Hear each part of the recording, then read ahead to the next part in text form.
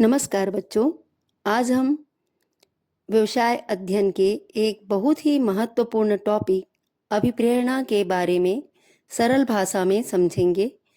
बच्चों, अभिप्रेरणा को अंग्रेजी में मोटिवेशन कहा जाता है। यह शब्द मोटिव से बना है। अब सवाल यह है कि मोटिव क्या होता है। मोटिव का अर्थ है व्यक्तियों के मन में छिपी हुई ऐसी इच्छा, जरूरत या इच्छा शक्ति जो उसे कोई कार्य करने के लिए प्रेरित करती है। अर्थात जब हमारे भीतर कुछ करने की चाह होती है, कुछ पाने की लगन होती है या किसी लक्ष्य तक पहुंचने की इच्छा होती है, तो वही हमारी प्रेरणा शक्ति बन जाती है।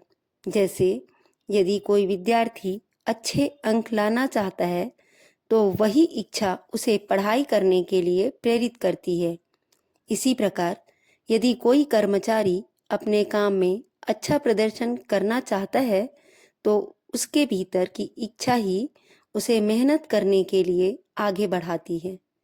यही बात अभिप्रेरणा में समझाई जाती है। अभिप्रेरणा का सरल अर्थ व्यक्ति के भीतर काम करने की इच्छा को जागृत करना और उसे बनाए रखना। दूसरे शब्दों में, अभिप्रेरणा वह प्रक्रिया है जिसके द्वारा कर्मचारियों को संगठन के लक्ष्यों को प्राप्त करने के लिए उत्साहित, प्रोत्साहित और कार्य के प्रति सक्रिय बनाया जाता है। यह केवल एक बार उत्साह दिलाने की बात नहीं है, बल्कि व्यक्ति के भीतर लगातार काम करने की इच्छा को जीवित रखना ही अभिप्रेरणा है।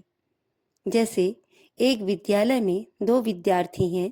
पहला विद्यार्थी केवल इसलिए पढ़ता है क्योंकि उसे पढ़ना पड़ता है।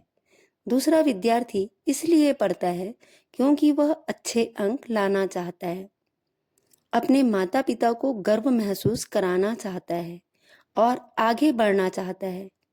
अब बताइए, दोनों में अधिक मन लगाकर कौन पढ़ेगा?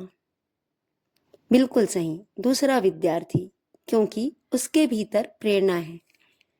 इसी प्रकार किसी भी संस्था, कार्यालय या व्यवसाय में यदि कर्मचारियों के भीतर काम करने की इच्छा होगी तो वे अधिक उत्साह, लगन और जिम्मेदारी से कार्य करेंगे। हम कह सकते हैं कि कार्य के प्रति इच्छा शक्ति को निरंतर जागृत रखने की क्रिया ही अभिप्रेरणा कहलाती है।